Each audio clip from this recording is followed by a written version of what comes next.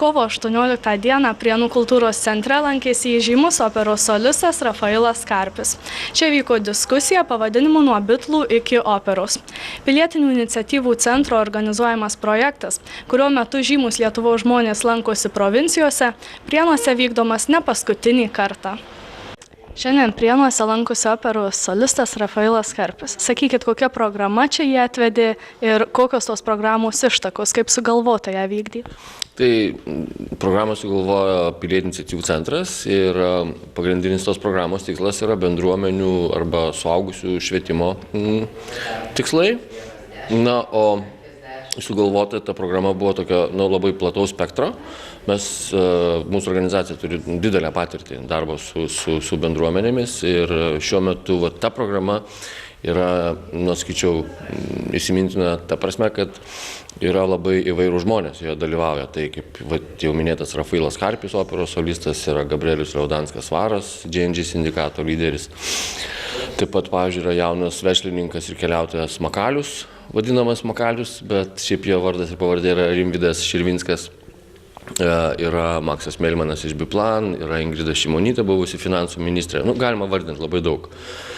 Ir mes esame įstikinę, kad toks platus spektras, pavyzdžiui, 5-4 susitikimų ciklas, pavyzdžiui, Prienuose, temos yra labai įvairios. Ir mes norim padaryti tokį, ne tai kad įspūdį, bet praplatinti žmonių šiek tiek požiūrius, pasaulėžiūras.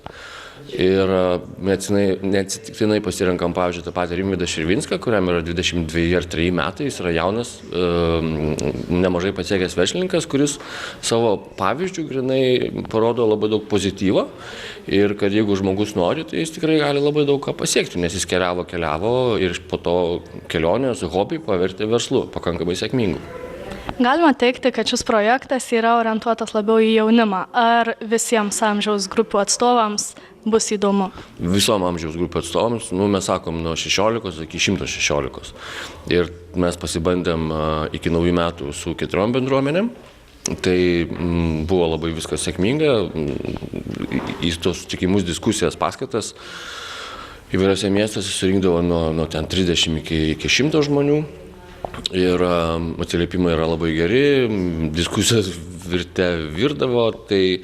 Ir dar vienas dalykas, mūsų ta programa turi tikslą tokį padrąsinti žmonės, kad jie labiau pasitikėtų savimi, nes tie žmonės, kurie atvažiuoja, jie daug ko pasiekia yra grynai savo jėgomis. Ir po tų sutikimų būna dar diskusijos tęsiasi, tai sakyčiau labai geri įspūdžiai. Ko toliau gali prieniečiai tikėtis, kokių svečių sulaukti? Tai jūs sakykit, ko norit, nes negražiai kalbant, žmonių meniu yra pakankamai platus ir viskas priklauso nuo jūsų pačių. Tai jau minėjau, tai gali atvažiuoti ir Svaras, ir buvusi finansų ministrė Ingrida Šimonytė. Galim pasiūlyti Andrių Tapiną, žurnalistą. Tai čia jau jūs turit pasakyti, ko jūs norėtumėt.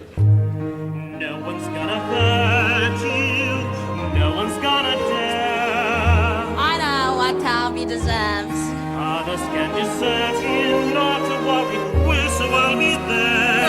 Have a nice bonbon. Demons will charm you with a smile for a while, but in time nothing can harm you, not while I'm around. What is this foolishness? What are you talking about? Kaip įsitraukėte į šį projektą? Kaip įsitraukiau, mane tiesiog pakvietė, nežinau, kodėl nusprendė, kad esu tinkamas ir esu kažkam įdomus, bet labai džiaugiuosi, kad mane pakvietė Pilietinių iniciatyvų centro direktorius ponas Girvydas Dublys ir jau žiemą teko pradėti šį projektą. Mes važinėjome po kitus miestus, miestelius ir manau, jeigu tai, ką aš pasakoju, yra žmonėms įdomu, tiesiog apie kasdieninį operos solisto gyvenimą, nes jisai yra apipintas tam tikrais stereotipais ir tam tikrom egzistuojančiom ir neegzistuojančiom, galbūt kitaip pasakysiu, mitais kažkokiais, kad mes esam kažkokie išskirtiniai. Aš tiesiog kiekvieną kartą pasakoju, kad lygiai tokia pati buitis egzistuoja ir mūsų gyvenime. Jau minėjot, kad ne pirmas kartas, kai skaitot provincijų gyventojams paskaitas ir veda diskusijas, tai kaip sekasi, ar duoda kokios nors jiems naudos jos? Aš nežinau, ar jiems duoda, nes turbūt reikėtų jų pačių klausti. O man yra tiesiog labai smagu matyti naujus veidus ir su jais kalbėti apie tai, kas jiem yra įdomu, kas man yra įdomu. Šiandien diskusijos tema nuo bitlų iki operos. Kaip sugalvojo tokį intriguojantį pavadinimą ir ką šiandien šnekėsim? Na, aš nemanau, kad nematau čia jokios intrigos, tiesiog kai mane pakvietė ir sakė, kuom tu gali būti įdomus, aš pagalvojau, kad galbūt aš ir esu įdomus tom, kad dažniausiai visi kažkaip įsivaizduoja, kad operos solistai klauso tik tai operų ir niekada išgirdę kokį tai neklasikinį kūrinį perjungia kitą radijo stotį, bet tai yra netiesa. Aš, pavyzdžiui, esu labai didelis grupės, bent jau nuo pat vaikystės buvau grupės The Beatles fanas ir todėl visiems būna ganėtinai įdomu, kaip čia gali būti toksai keistas posūkis staiga nuo klasikos iki bitlų, bet mes apie tai pašnekam ir tai galbūt ir griauna tos kažkokius tam tikrai susidariusius stereotipus. Being close and